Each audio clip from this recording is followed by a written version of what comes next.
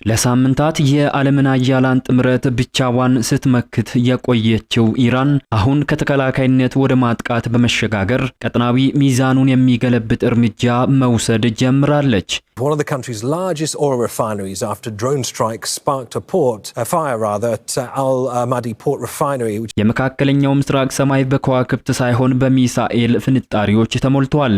ኢራን ተበቅላለች፣ ቀጠናውንም እያተራመሰች ትገኛለች። የእስራኤል የኢኮኖሚ የጀርባ አጥንት የሆነው ሃይፋ የነዳጅ ማጣሪያ ጣቢያም በባሊስቲክ ሚሳኤል ተመቶ በእሳት ነበልባል ጋይቷል። የሃይፋ ነዋሪዎች መርዛማ ኬሚካሎችን በመፍራት በቤታቸው ተዘግተው እንዲቆዩ ተገደዋል። But now for the reason that we're gathered this morning to three really incredible American heroes, one living. ፍንዳታው የእስራኤልን ከተሞች ሲያናውጥ ጥቁር ጭስ ሰማዩን ወርሶታል። ግን ይሄ ገና ጅምሩ ነው። ከሪያድ እስከ ዶሃ፣ ከኩዌት እስከ አቡዳቢ የገልፍ ሀገራት በኢራን ሚሳኤል ናዳ ሲደበደቡ ውለዋል። ገዳይ ድሮኖች ሳውዲ አረቢያን ሲደበድቡ፣ የኩዌት ግዙፉ የነዳጅ ማጣሪያም በእሳት ተለብልቧል። ዓለም አቀፍ የነዳጅ መስመር ወደ ጦርነት አውድማነትም ተቀይሯል። በዚህ አስፈሪ ሌሊት ዓለምን ያስደነገጠ አንድ አዲስ ክስተት ተመዝግቧል። የአሜሪካው አይነከ የሚባለው በራዳር የማይታየውና በሚሊዮን ዶላር የሚቆጠር ዘመናዊው F-35 ተዋጊ ጄት በኢራን ሰማይ ላይ ተመተው ወድቀዋል። ኢራን ራዳርን የማይፈልግና ተዋጊ ጄቶችን በሰማይ ላይ የሚደበድብ አዲስ ቴክኖሎጂን ይፋ አድርጋለች። የአሜሪካ የማዕከላዊ እዝ የጦር ጄቶቹ ላይ የደረሰውን ጉዳትም አምኗል። ይህ ጦርነት ከተጀመረ ወዲህ ለመጀመሪያ ጊዜ የአሜሪካ ተዋጊ አውሮፕላኖች በኢራን ሰማይ ላይ የተደበደቡበት ክስተት ዓለምን እያነጋገረ ይገኛል። በሌላ በኩል ኢራናውያን የፋርስ አዲስ ዓመትን በሚያከብሩበት ዋዜማ ላይ ቴሄራን በእስራኤል ግዙፍ የቦምብ ድብደባ ተናውጣለች። የሰላማዊ ሰዎች መኖሪያ ወደ ፍርስራሽነት ተቀይሯል። ኔታንያሁ ኢራን እየወደመች ነው ሲሉ አዲሱ የኢራን መሪ አያቶላ ሞጅተባ ካሚኒ ግን እስራኤልና አሜሪካን ሳናንበረክክ አንቆምም ሲሉ ዝተዋል። በሌላ በኩል አሜሪካና እስራኤል የኢራንን ከፍተኛ አመራሮች አንድ ባንድ እየለቀሙ ነው። ሞሳድ ዛሬም የኢራን ባለስልጣናት ላይ አስደንጋጭ ኦፕሬሽን ፈጽሟል። ላለፉት 4 ዓመታት አብዮታዊ ዘቡን ያገለገሉት የኢራን ባለስልጣናት ዛሬም ተገድለዋል። አሜሪካና እስራኤል ድል ቀርበዋል እያሉ ነው።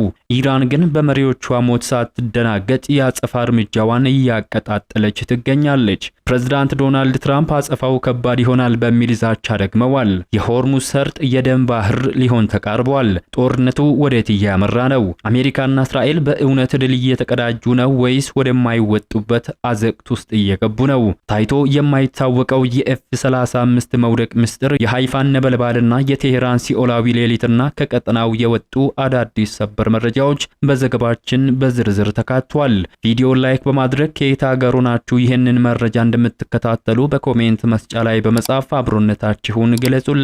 ለሚዲያችን ኢትዮ ፖስት አዲስ ከሆናችሁ ደግሞ ሰብስክራይብ በማድረግ የእልፍ መረጃ ባለቤት ይሁኑ። አሁን ወደ ዝርዝሩ እንሻገር። አሜሪካና እስራኤል የኢራንን ከፍተኛ መሪዎችን በመግደል በአጭር ጊዜ ውስጥ በድል አድራጊነት እናጠናቅቃለን በሚል ኢራን ላይ ያወጁት ጦርነት መውጫ ቀዳዳ አሳጥቷቸዋል። ጦርነቱ 3ኛ ሳምንቱን ባስቆጠረበት ወቅት ምድሪቱ ወደማይወጣበት የጦርነት እቶን ውስጥ ተቀይራለች። ለሳምንታት የዓለምን አያላን ጥምረት ብቻዋን ስትመክት የቆየችው ኢራን አሁን ከተከላካይነት ወደ ማጥቃት በመሻገር ቀጠናዊ ሚዛኑን የሚገለብጥ እርምጃ መውሰድ ጀምራለች። ቀደም ሲል የቀናት ጉዳይ ተብሎ የታሰበው ድል ቀርቶ ሀያላኑ ራሳቸው መውጫ ቀዳዳ ያጡበትና የቀጠናውን ፖለቲካዊ ካርታ ዳግም እየተሳለ የሚገኝበት ወሳኝ ምዕራፍ ላይ ደርሷል። መካከለኛው ምስራቅ በእሳት ማዕበል ውስጥ ወድቃለች። የባህረ ሰላጤው ሀገራት ላይ የሚፈጸመው የሚሳኤል ጥቃት ቀጠናውን ውድቀት ውስጥ እየከተተ ይገኛል። ኢራን ተበቅላለች። የእስራኤል የነዳጅ ማጣሪያ ጣቢያ በሚሳኤል ተመቶ ጋይቷል።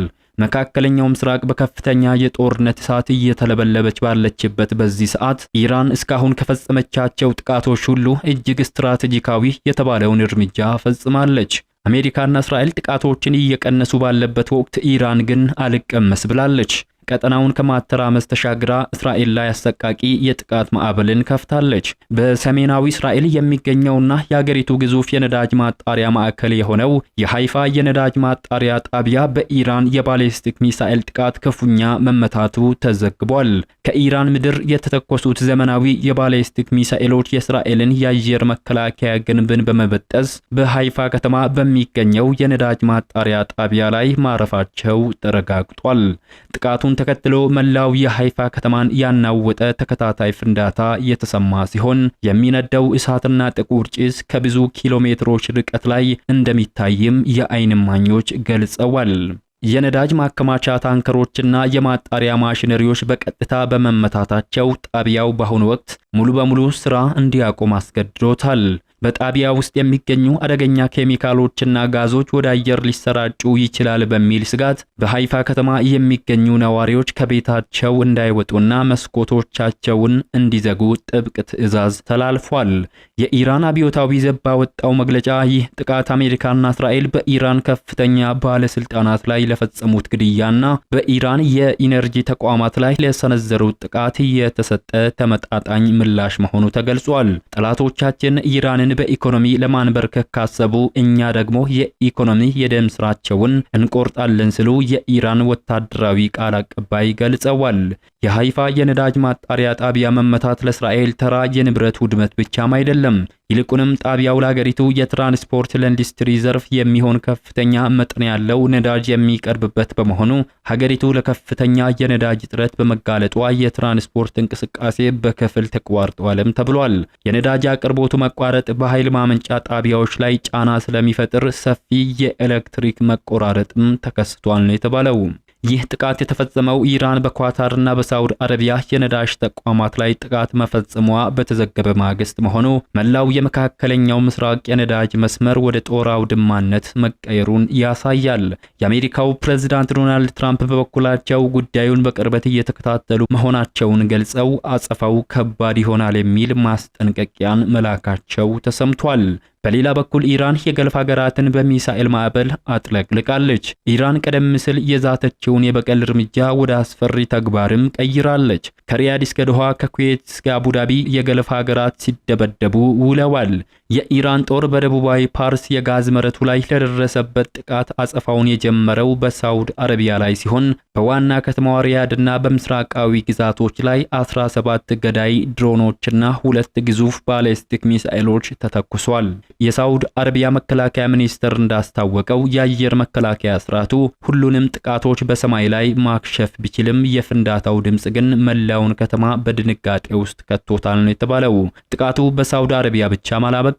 በዓለም የኢነርጂ ማዕከል በሆነችው ኳታር የራስ ላፋን ተቋማት ላይ ትላንት ሐሙስ ከደረሰበት ድብደባ በተጨማሪ ሌላ ጥቃት በዛሬው ዕለት ተፈጽሟልም ተብሏል።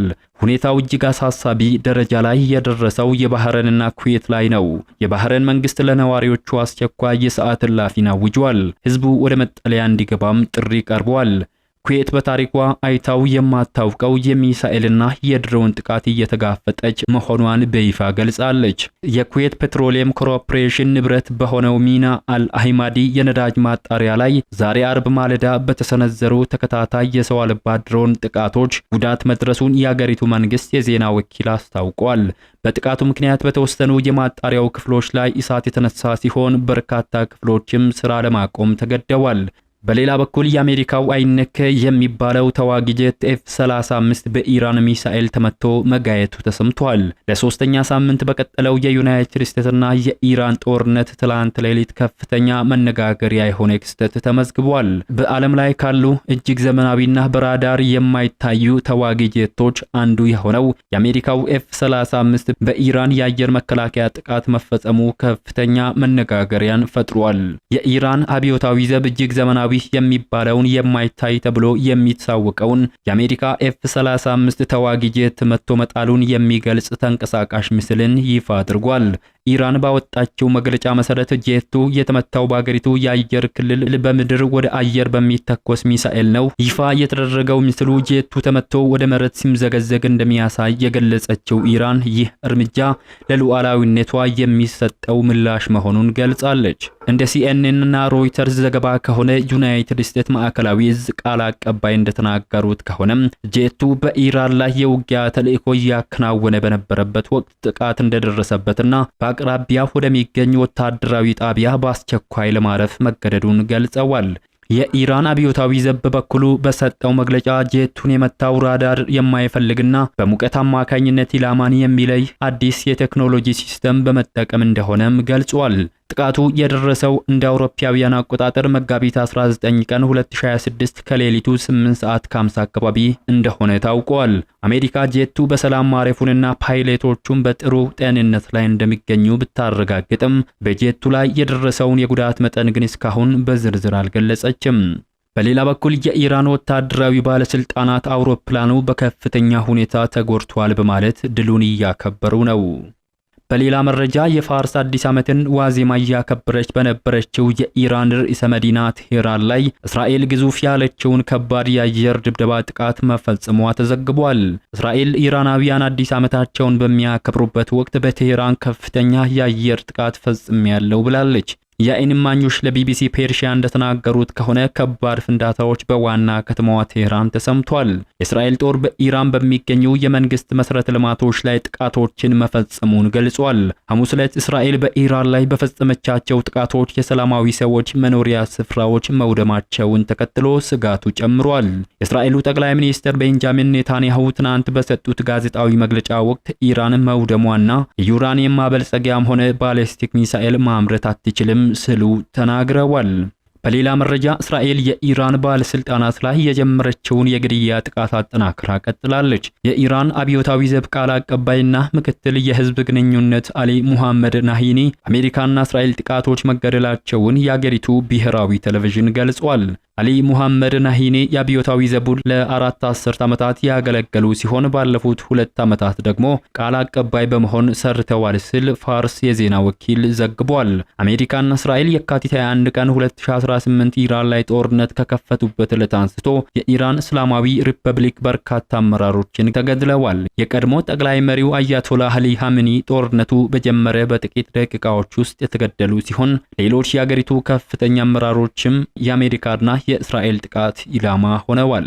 የተወደዳችሁ የሚዲያችን ቤተሰቦች ለሰዓቱ ያዘጋጀንላችሁ መረጃዎች የተከታተላችሁትን ይመስሉ ነበር። ከሰዓታት በኋላ በሌሎች አዳዲስ መረጃዎች ዳግም እስከምንገናኝ መልካሙን ሁሉ እየተመኘን ቻናላችንን ሰብስክራይብ ያላደረጋችሁ ሰብስክራይብ በማድረግ ቤተሰብ ይሁኑ።